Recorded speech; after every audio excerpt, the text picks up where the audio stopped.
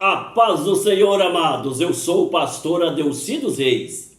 Hoje nós vamos comentar a lição 4 da revista da nossa escola dominical CPAD, que tem como título Elias e os profetas de Azerá e Baal. Texto áureo. Então caiu o fogo do Senhor e consumiu o holocausto, e a lenha, e as pedras e o pó, e ainda lambeu a água que estava no rego. 1 Reis, capítulo 18, versículo 38. Verdade prática. O Senhor sustenta com sua forte mão todos os que estão dispostos a proclamar a verdade de que Ele é o único Deus digno de adoração. Amados, hoje nós vamos comentar a lição 4, Elias e os profetas de Azerá e Baal. Elias foi levantado pelo Senhor para combater a apostasia, combater a idolatria em Israel. Jezabel, mulher de Acabe, ela assumiu o comando da nação. Acabe era o rei, mas Jezabel, ela governava, impôs a idolatria, o culto a Baal, a Azera, e a nação se corrompeu. Então nós podemos ver que o povo ele cocheava entre dois pensamentos: a quem servir? Servir a Deus ou servir a Baal? Então nós podemos ver que nesta lição nós vamos apresentar o confronto de Elias com Acabe. Aquele confronto visava então provar quem era o verdadeiro Deus, qual era o Deus que deveria ser adorado. Então nós podemos ver que ali em Israel havia então a idolatria generalizada, mas aquele confronto iria definir quem era o Deus verdadeiro, e é exatamente isso que nós vamos tratar a partir de agora. Vamos então para o primeiro tópico da nossa lição, o desafio no Monte Carmelo. O zelo de Elias o pôs diante de um confronto. Veja só, Jezabel, ela tinha assumido a direção da nação, imposta a idolatria, e por causa da idolatria em Israel, Elias ele profetizou seca, e nós vemos que esta seca durou 3 anos e meio. Havia fome na nação, os animais morriam de fome, faltava pastagem, havia escassez de alimento, a terra não produzia. E nós podemos ver que no culto do povo estava aí Baal, Azera e o próprio Deus. Então o povo vivia um tempo de insegurança, de inconstância, de indefinição. Vemos que diante desta situação, nós vemos aí que a falta de comando da nação levou o povo a se degradar cada vez mais. Então, Elias propõe para Acabe um desafio para provar, saber qual o Senhor que deveria ser adorado. O Deus que respondesse com fogo deveria ser o Deus adorado pela nação. E nós vemos que o povo estava assim, cocheando entre dois pensamentos. E quando esse desafio ele foi lançado, o povo achou boa esta palavra, porque o povo não aguentava mais, queria uma definição, queria saber qual era o Deus que deveria ser seguido. Então, nós vemos que diante daquela situação de idolatria, o povo vivia em dúvida. Quem é o verdadeiro Deus? E isto ia ser definido através daquele desafio. Vamos para o segundo ponto da nossa lição. O problema de não saber a quem adorar. Veja só, amados, nós sabemos que a idolatria estava generalizada. Com a idolatria havia fome, havia seca, não tinha produção. Então nós podemos ver que Baal era adorado. Deus estava sendo adorado juntamente com o culto a Baal. Havia aqueles que adoravam a Deus, era apenas o remanescente. Esses não podiam aparecer porque estavam sendo perseguidos e poderia morrer. Dentre esses remanescentes que adoravam a Deus, nós vemos 100 profetas que Obadias escondeu em 2 covas. Veja só, nós podemos ver isso em 1 Reis, capítulo 18, versículo 4. Quando Elias questiona com Deus, Deus fala para Elias: eu reservei a Israel 7.000 joelhos que não curvaram diante de Baal. Então havia um remanescente, mas Deus sempre tem os seus representantes na terra. Mas a idolatria, ela coloca no coração algo que tira o lugar de Deus. Então a idolatria, ela coloca coisas estranhas no coração. A idolatria não é necessariamente, amado, um ídolo físico feito de madeira, de barro, de pedra ou de bronze. A idolatria pode ser algo que está instalado no coração do homem, como por exemplo, o amor ao dinheiro, a fama, a alta posição. Tem pessoas que vivem em função destas coisas, ou até mesmo objetos ou coisas. Existem pessoas que atribuem, por exemplo, a um gato, chamando de minha filha, a um cachorro de meu filho. E isso nós podemos ver que tira aquilo que é de Deus da vida do homem, que é imagem e semelhança, e coloca sobre o animal. E as pessoas muitas vezes fazem aniversário, deixam testamentos, pessoas que muitas vezes até mesmo fazem velórios para cachorro e gato, atribuindo a eles a pessoas, colocando neles algo que é exclusivo do homem, que é a imagem e semelhança de Deus. Essas pessoas estão indo pelo caminho da idolatria. Nós não podemos honrar animais mais do que a Deus. Nós não podemos colocar animais em posições ou condições humanas. Deus deve ser primeiro em nossa vida. A Bíblia diz: buscai a Deus, né, sobre todas as coisas. Deus, ele está acima de tudo. Quando as pessoas às vezes honram um filho mais do que a Deus, ele está cometendo uma idolatria. Nós podemos ver no primeiro livro de Samuel, no capítulo 2, o versículo 29, a Bíblia nos diz que Eli honrou seus filhos mais do que a Deus. E nós vemos o fim de Eli em forma de desonra. Os seus filhos andaram em pecado, perderam a comunhão, a graça de Deus, morreram. Quando nós olhamos para Abraão, nós vemos o inverso. Abraão honrou mais a Deus do que o seu próprio filho, e Abraão se tornou o grande referencial para toda a humanidade.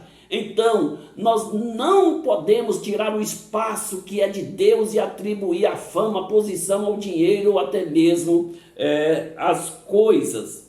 Vamos para o terceiro ponto da nossa lição, o desafio do fogo. Então nós vemos que Elias, ele propôs aquele grande desafio, o Deus que respondesse com fogo.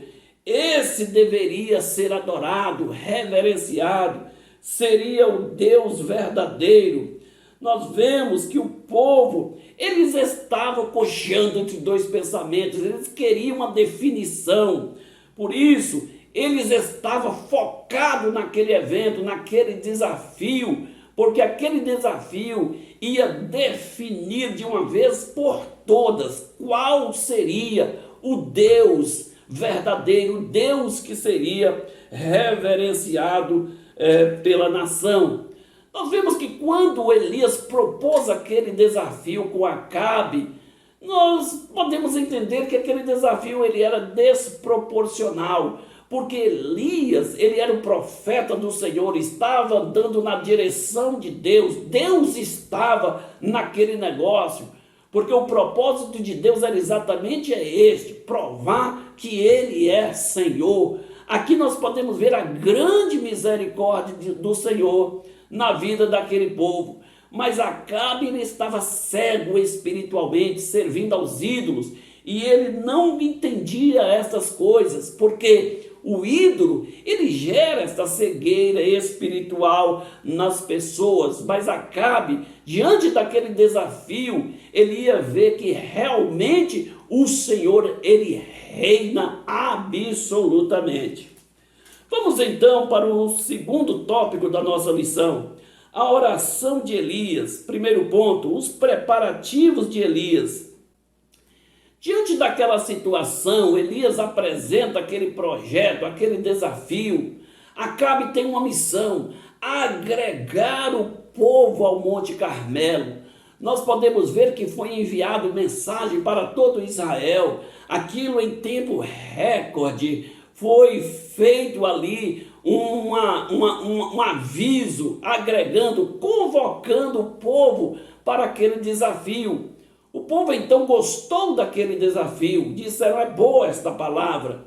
O povo queria saber, alguns estavam ali para assistir, outros interessados em saber qual seria a definição, qual Deus que deveria ser adorado.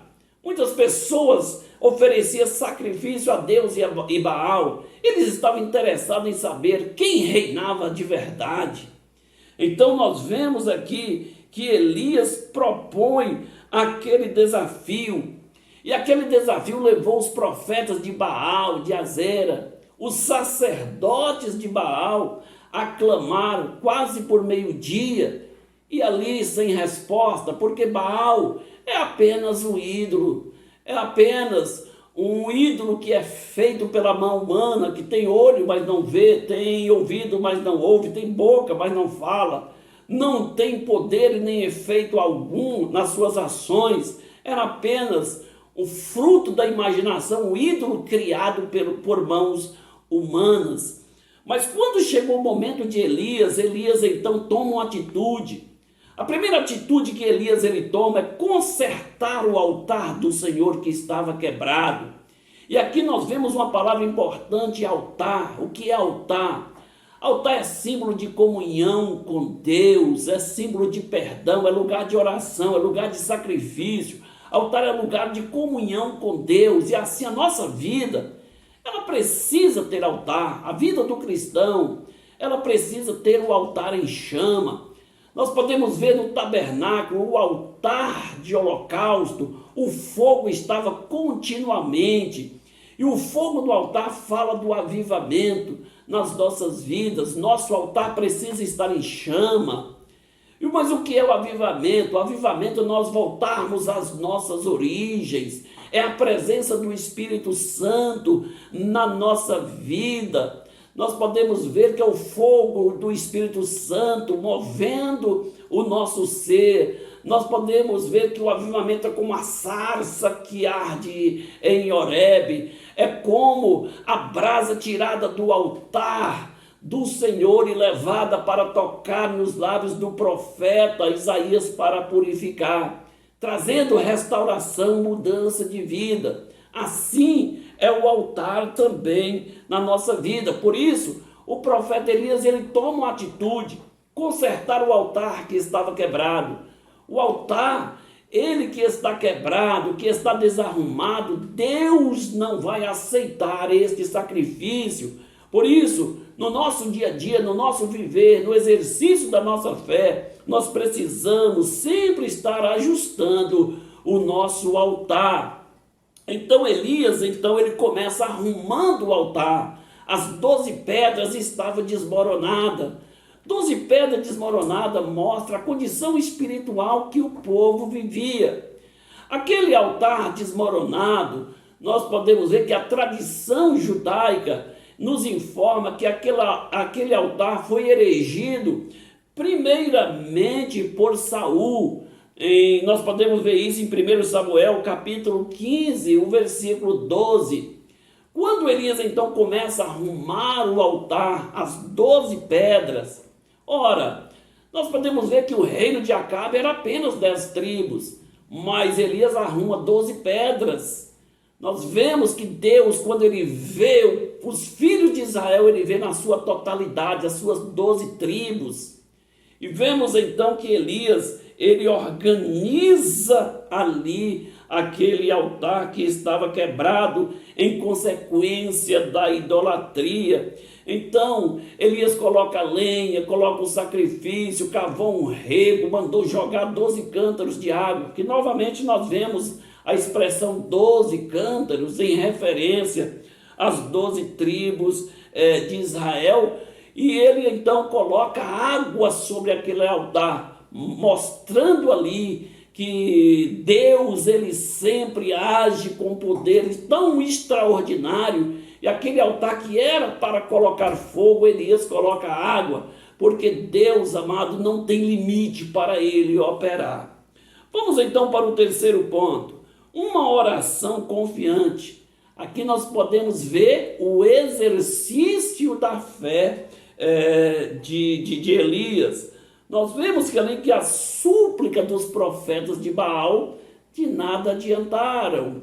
As súplicas foram reduzidas a nada, mas nós vemos ali que embora os sacerdotes e os profetas se cortassem, dançassem, pulassem, rodassem em volta daquele altar e nada acontecia, nós podemos ver que no caso de Elias, para Deus responder com fogo, para Deus enviar fogo do céu, não precisava de muita coisa, não precisava de coisas extraordinárias ou até mesmo especiais. Bastava que Elias usasse a sua fé, e Deus estava naquele negócio, Deus estava interessado naquele negócio, porque Deus realmente queria trazer uma lição para os filhos de Israel. Então, nós vemos ali que a oração de Elias ela foi curta, a oração de Elias foi simples. Então Elias, ele declarou que Deus, a quem ele servia, era o Deus de Abraão, o Deus de Isaac, o Deus de Jacó. Então nós vemos ali, amados, que para que o povo pudesse compreender que aquele Deus de Abraão, o Deus de Isaac, o Deus de Jacó, ele fosse realmente Deus verdadeiro, precisava dele enviar uma resposta diante daquela oração de Elias, e foi exatamente isso que o Senhor fez. Nós vemos ali que Deus então respondeu de forma poderosa aquele clamor de Elias. Vamos para o terceiro ponto, a misericórdia de Deus. Nós vemos ali, amados, que naquela oração que Elias ele fez, nós vemos que Deus estava interessado em agir para mostrar para todos os filhos de Israel que ele é o único Deus verdadeiro, é o único digno de ser adorado. Então nós vemos que Deus, com aquela ação de enviar fogo, Deus estava mostrando para Israel quem era o Deus verdadeiro. Aqui eu vejo a grande misericórdia de Deus em querer agregar o povo novamente a si, trazer o povo de volta à sua presença. As misericórdias de Deus realmente, elas não têm limite. Então Deus ele respondeu com fogo, o fogo então consumiu aquele holocausto, aquele sacrifício, aquela lenha, consumiu ali tudo, lambeu a água, mostrando a grandeza do poder de Deus. Então, nós vemos ali, com aquela resposta de Deus, ele estava dando ao povo a condição de proclamar que ele é o único Deus verdadeiro. Então, quando o povo reconheceu isto e disse só o Senhor é Deus, foi o ponto realmente culminante, era o que Deus queria, era o suficiente para Deus restaurar a adoração ao Deus verdadeiro, era o suficiente para que Deus pudesse restaurar a condição econômica da nação, enviando a chuva para trazer realmente produtividade para a nação. Então, diante da resposta de Deus com fogo, nós vemos ali que o povo clamou que só o Senhor é Deus. Nesta situação, nós vemos que Elias então ordena a morte de todos os profetas, os 450 profetas de Baal, dos 400 profetas de Azera, e o povo eliminou aqueles profetas. Então agora as portas estavam abertas para que a bênção do Senhor fosse derramada. E assim Elias subiu ao cume do monte para pedir ao Senhor para que enviasse a chuva. O mesmo homem que orou para que o céu fosse cerrado para não vir a chuva, foi o que orou para que Deus pudesse enviar a chuva. Então nós vemos que Elias, ele estava dentro de um projeto divino, um projeto de restauração, um projeto de provar que somente ele é Deus. Vamos então para o terceiro tópico da nossa lição. Os efeitos e a exaustão do profeta.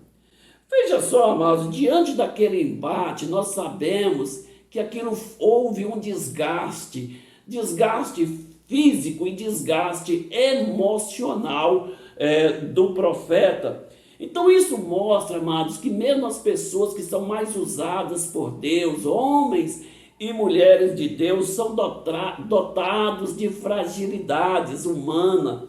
E nós podemos ver que isso pode trazer consequências físicas e emocionais. Nós vemos que isso pode ocasionar um desânimo, tanto físico como emocional, pode causar uma ansiedade ou depressão. A depressão, durante muito tempo, ela foi mal interpretada no meio do povo de Deus. A depressão, ela era tida como ação de demônio, possessão demoníacas. Isso levou muitas pessoas ao sofrimento. Muitas pessoas, diante da depressão, do esgotamento físico e emocional, era levado para a igreja, na presença dos líderes, e eles atribuíam aquilo aos demônios. E ao atribuir que fosse forças demoníacas, levava a pessoa mais para o fundo do poço, trazendo decepção, frustração, até mesmo para a família. Mas hoje, em nossos dias, nós sabemos que a depressão, ela é apenas uma manifestação do tempo presente e ela pode ser tratada através de medicamentos, através, amados, de um ombro amigo. Nós vemos que a depressão, ela tem muitas causas. Ela não é só espiritual, ela são causas humanas, frustrações, decepções, doenças da alma, que as pessoas sofrem. E isto nós precisamos tomar cuidado, buscar o recurso através da medicina, através da psicologia, dos medicamentos para restaurar as pessoas. Por causa disso, muitas pessoas até mesmo perderam as suas vidas porque foram mal interpretadas e até mesmo colocando diante da população uma frustração terrível. Então nós precisamos tomar cuidado no nosso tempo, porque a sobrecarga de trabalho, os embates da vida, leva as pessoas a esgotamento, leva a pessoa muitas vezes, amado, ao esgotamento emocional. As pessoas que são usadas pelo Senhor não são super-homens, têm os mesmos problemas. Um líder, muitas vezes, ele é procurado, qualquer hora do dia ou da noite, ele tem sempre uma palavra, uma resposta. Mas não pense que o líder, ele é isento de problema, ele sofre, ele tem problemas pessoais, problemas ministeriais na sua família, enfim. Ele sofre as consequências. O fato de sermos usados pelo Senhor não nos faz um super-homem, não existe super-homem. A Bíblia nos diz, amados, na segunda carta aos Coríntios, no capítulo 4, versículo 7, a Bíblia nos diz: temos esse tesouro em vaso de barro, para que a excelência do poder seja de Deus e não nosso. Veja só, nós não somos vasos de ferro nem de bronze, nós não somos vasos de ouro, porque senão estaríamos nos palácios, nós estaríamos na casa das madames. Não, nós somos vasos de barro, dotado de fragilidade, uma matéria barata, mas que Deus, ele nos move, trata conosco como um barro maleável, nos faz um vaso, e aquele vaso, ele em si ele é frágil, mas a excelência do poder está dentro daquele vaso, que faz aquele vaso ser honrado. Mas isso não faz com que o vaso ele seja inquebrável, não faz daquele vaso um super vaso. Não, ele continua sendo dotado de fragilidades. E assim nós podemos ver que a vida do próprio profeta Elias estava com essa fragilidade. Depois de todo aquele feito, nós podemos ver o profeta caindo em estado depressivo. Depois de um grande milagre, ele agora sofre a consequência do seu esgotamento. Precisamos de tomar cuidado no nosso viver, na nossa alimentação, no remédio, enfim, tudo aquilo que nós precisamos, no lazer, para que nós possamos restaurar a nossa condição física e até mesmo emocional para os embates do dia a dia. Vamos para o segundo ponto, o pedido para morrer. Elias, amados, depois daquele grande milagre, ele foi perseguido por Jezabel. Jezabel agora procurava Elias para matar Elias. Elias teve que fugir. Nós vemos que Elias, quando ele fugiu da presença do Senhor, nós vemos que mesmo em fuga, Elias chegou ao ponto de estar só, não tinha ninguém para o assistir, não tinha um ombro amigo, não tinha uma palavra de alguém que estava do seu lado. O que Elias queria agora era morrer. Mas será que Elias queria morrer? De forma nenhuma.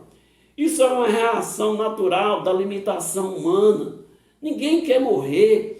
As pessoas querem que o problema seja solucionado, mas muitas vezes a visão é curta, não tem uma luz no fim do túnel, não consegue enxergar um horizonte distante. As pessoas acham, para tirar o problema, se não consegue, a solução seria tirar a vida, mas não é assim, ninguém quer tirar a vida. Mas nós precisamos entender, amado, que é nesta hora que a pessoa está precisando de um ombro amigo, é nessa hora que a pessoa está precisando de um apoio, é nessa hora que a pessoa está precisando, talvez, de uma ajuda da medicina, de uma ajuda de medicamentos, de uma ajuda até mesmo de um psicólogo. E assim nós precisamos entender que nós somos frágeis e limitados, dotados de fraqueza.